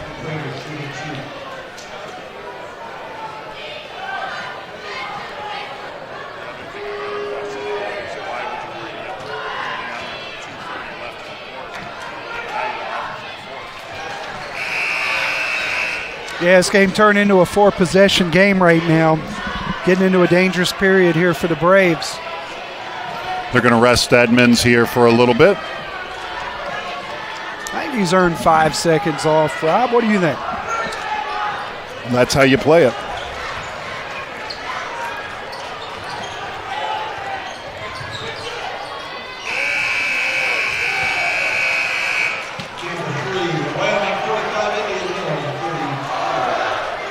So the Braves are down 34-45, so it's an 11-point game here going into the fourth quarter. You know, this has been a game of quarters. And like you said earlier, basketball is a game of runs. This game is far from over. We've got 8 minutes. Coach Birch is starting to eliminate players that he can use in this fourth quarter. Young's played 2 quarters. He's going to have to sit the fourth quarter. You're going to see Brewer come in. I don't know that Brewer matches up well with any of the, but he gives us good minutes when he's in there. We got to figure out a way to take, you know, the good news is Gray is sitting the bench with 3 fouls, and he's going to come back in, but we've got Thornton with 3 fouls. So you're going to see, I think this game come down to who can control, you know, who can manage their bench the best, as well as which team controls the floor. Yeah, I think, you know, for Indian Hill, I mean, Colton Brewer's going to do a fine job. It's a matter of help. And if you're playing against a guy that's not Prather, that's not Walker, that's not Edmonds, you really got to be prepared to get in there and offer some help and play as a unit. And, you know, I think you got plenty of scoring on the floor. And then it comes down to guys making good decisions. You're going to need smart play here to get back into this. So you got Lopez, Bader Thornton, Baltima out on the floor. So Braves in good situation here. Baltima's going to be able to give some help. Mateo Lopez is going to be able to give some help. Bader's going to get called for a foul. That'll be his second foul. Yeah, you think back, we got about a little less than 8 minutes here left on this floor for some of these seniors, and you think about how much time Johnny Baltima and Ben Bader have been out on this floor through their Indian Hill career. Start to look at those jerseys and see those guys out on the floor and realize it's not going to be here forever. Thornton with a great rebound against Gray. And one of the last thoughts you're going to have about Jalen Thornton on this floor tonight is just the leadership and some of the things that he's done to help this team. Aaron pass by Lopez, picked off by Gray, who goes coast to coast for the two. Rob, also like to say I've been to a lot of events here. Started taking my son to games, especially when Dr. Rogers was coaching the girls team back as young as when my son was 5 years old. And I'll say I've never seen anything like it on this floor, what we saw tonight from Maddie Miller. Yeah, that is Maddie's dad is Ken Miller. And if you've ever been around somebody that gets that diagnosis, it's all about the fight. And Ken Miller is fighting hard for his life. Yeah, Rob, you can think about Evan Prather and the great stuff he's done. We've had some wonderful events. We've had some things. Truly, everything pales in comparison to what Maddie Miller did tonight at halftime. This young lady went out, spoke to the crowd about her dad's fight, is out here raising money to help her father who's ill. Crying during her discussion with this crowd. You could hear a pin drop, everybody encouraging her to keep going. Her bravery and her love for her dad. Yeah. Everybody that's a son, a daughter, a father, a mother should be as fortunate as to have the relationship it's obvious that there is between Father Ken Miller and daughter Maddie Miller.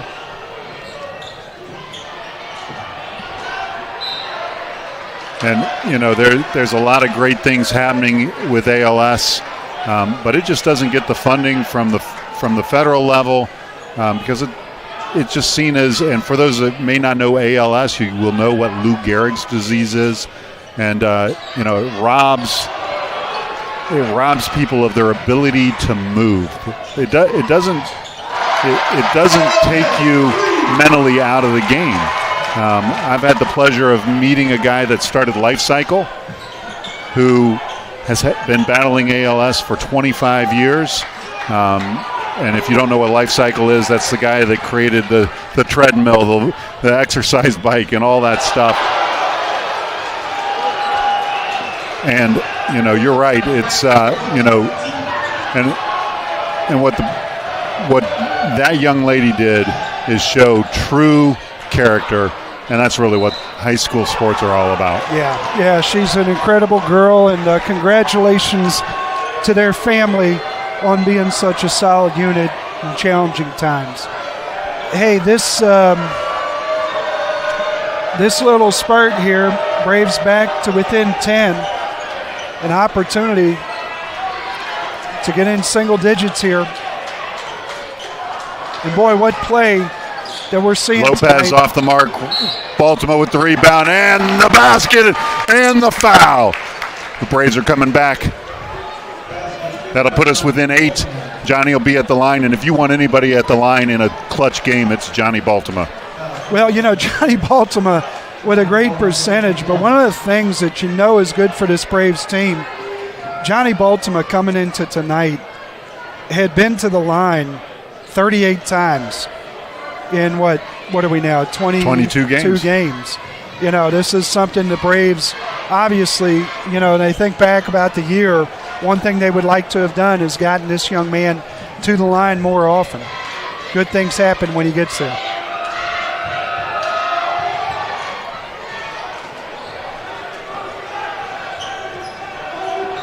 He's a 76% free throw shooter. Yeah, and Rob, I think he's even better than that. He needs, if he's there more often, I think he'd actually be even better.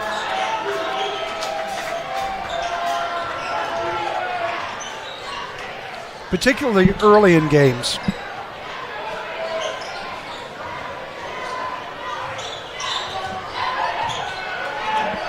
Well, you can't say enough, too, about the job that these other Wyoming players have done. Great wall up by Thornton and a rebound by Baltimore. Hey, here's something we need to keep an eye on. Evan Prater with that foul on Baltimore. That was his third foul. So yeah. Evan is going to have to play a little bit differently defensively than he might if he only had 1 or 2 fouls. That ball's broken up by the Braves. Knocked off of Wyoming's Walker's leg. It'll be the Braves' ball. But I tell you, McGee, Rogers, Mitchell, you look at what these guys have done tonight, and Gray really, you could put in that category too. Every time Joey got stuck with the ball, give it up, get it back. Every time they needed a screen, every time they needed to get somebody open, get a stop, get a loose ball. Baltimore with a good rebound, loose ball. Bader able to tip it up out to Mateo Lopez to Trey Lopez.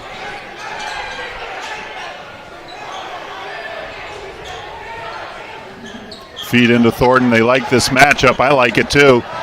And he doesn't get the foul.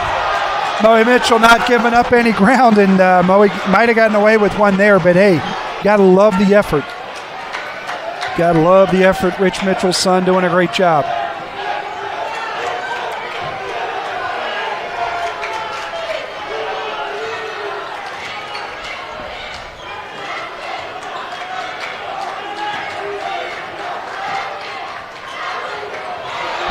Oh, Thornton, get that. That should have been in travel. You can't hold the ball and slide.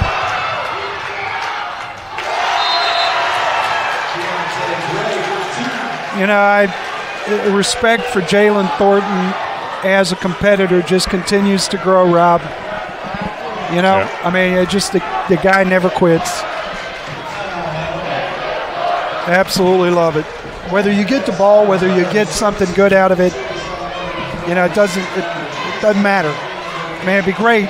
Don't get me wrong, but I saw enough right there. That's absolutely terrific. So there's 2:48 left here in the game. The Braves are down by 10. It's a 41-51 game as we go here to a timeout.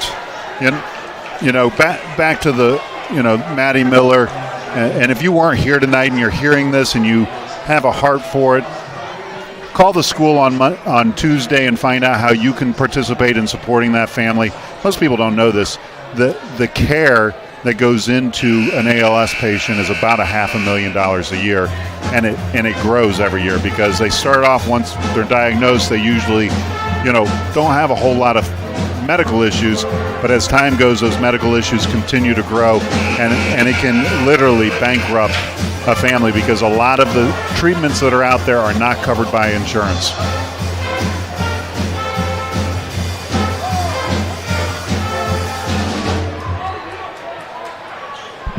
Coach Birch is still giving the official heck for that missed call of traveling. Yeah.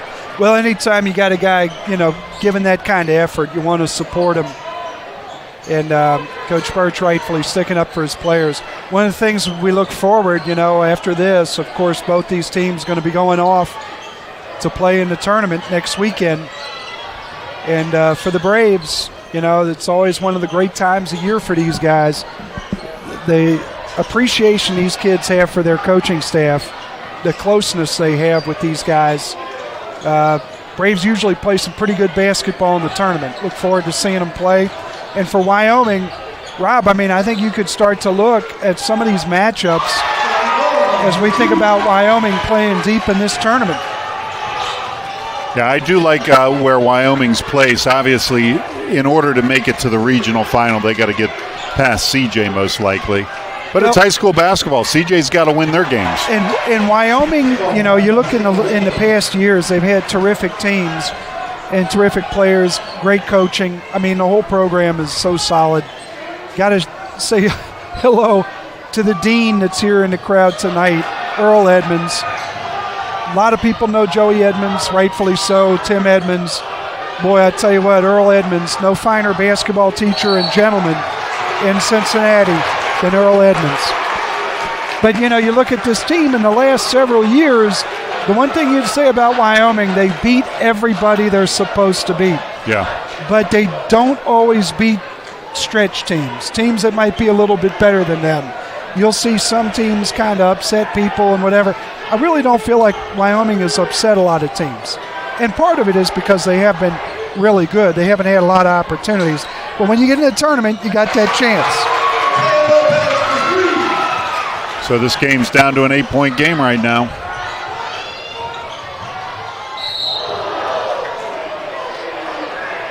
And that foul's going to be called on. I think that's Johnny. I think that's a good foul. Yeah. So Wyoming goes up against the number 10 seed of Summit Country Day on the 22nd of February. And I don't have any doubt they'll do what they're supposed to do in that one. Yeah. It's what Wyoming does. And then in the second round, they'll face the winner of Roger Bacon and Schroeder. They should be able to get past those guys. I'm calling Wyoming on that one, too. And then you get to the next round. They're going to either face a Woodward, McNick, Wilmington, or Aiken. And I'm going to guess it's going to be Aiken. Right. And that's where the real metal will hit the wall. Yeah, and I think it's a game. I'm just going to keep rolling with Wyoming on this. Let's see, who's on the other side? Well, you got Chaminade as the number 1 seed overall. Okay, so there we go. And so if they're able to beat Aiken, they would go up against in the district final against most likely CJ. And that'll be a tough game. And to me, Rob, that's the game that I think, to be honest with you, that's the game that defines Wyoming's season. I mean, because they're just better than these other teams, and they beat the teams they're supposed to beat. To me, I'm excited to see that. I hope like heck they get to that CJ game, and then I'm gonna look at that and I'm gonna say, boy, Wyoming had a heck of a year, and I think they'll do it. I think they got the guys to do it. They certainly got the coaches to do it. Yeah, nothing but respect for this coaching staff. As much as I like to razz Randy Church, you know, his son did bring up a good point.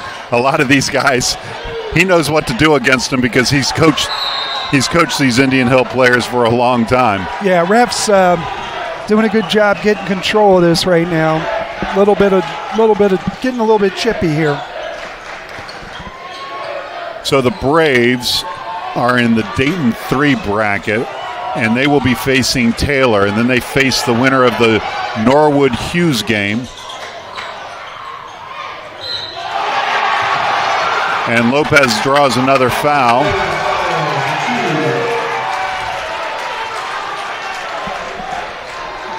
So a sad ending to what has been a good season, as Coach Birch is going to clear the bench of the seniors and bring in Lewis, Richardson, and Brewer,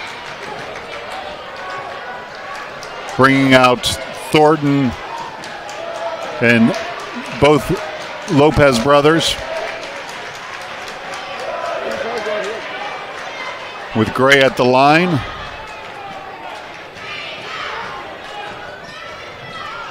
Off the mark, Prater's going to go over the back. And it'll be a one-on-one shooting for Bader. So the Braves have fared better this game than they did the first time against Wyoming. So it's going to be Brewer at the line.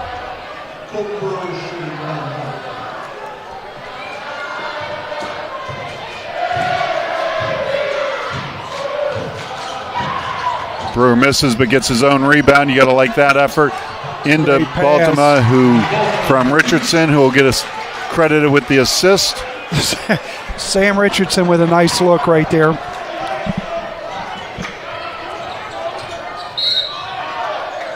Richardson gets called for a block. Yeah. You know, it's this one, I think with these 15 seconds, not a whole lot good is going to happen in these 15 seconds. No. It's interesting, you know, I heard Charles Barkley talking about basketball situations where, you know, clock can't really run out the way it does in some other I think he mentioned baseball. You don't play the bottom of the ninth, whatever the case may be, if your team is up. Right now, we got to get off this floor, get both these teams to the tournament in one piece, and nobody facing any discipline or whatever the case may be. And folks, remember, these are student athletes. They play their hearts out. They work hard not only in the gym, but they work hard in the classroom. This is a senior night that, even though it's a loss for the Braves, it's a night of celebration. Great things like Maddie Miller, who's a senior, coming out tonight, and we've talked about that story at length. So the Braves are going to lose this last game of the season. Wyoming's going to keep their undefeated record in the CHL for the year, and it's a 48-59 game. Congratulations, Wyoming Cowboys. It's not always the case where a team rolls in and completes an undefeated league record in your gym. But great respect for this group of guys and coaches and players and the families over there, Rob. All these guys. Their older brothers and everything else, and just a great group. Yeah, it's good luck to them in the tournament. Our hope is to see them in the regional final. Yes. I'm calling Wyoming and CJ, and I like Wyoming. I like that in the district final. District final. That would be the district final. Yeah. And let's hope the Braves can make it past TAF, because if we make it past TAF, we're playing in the regional final against Wyoming. I got one word for you. Taylor. Yeah, we do need to get past Taylor, folks. One thing at a time. Go out to Mason next week at 7:30 p.m. on Saturday night to see the Indian Hill Braves play in the first round of the Ohio High School Athletic Association basketball tournament, where the Braves will take on the Taylor Yellow Jackets. We'll be back next year, folks. This is our last televised game of the year. I'm Rob Young with Brian Shaw saying good night. Be brave, be proud, and support your team. Exclusive coverage of tonight's game on the Indian Hill Television Network has been a copyrighted presentation of the Indian Hill High School Video Department.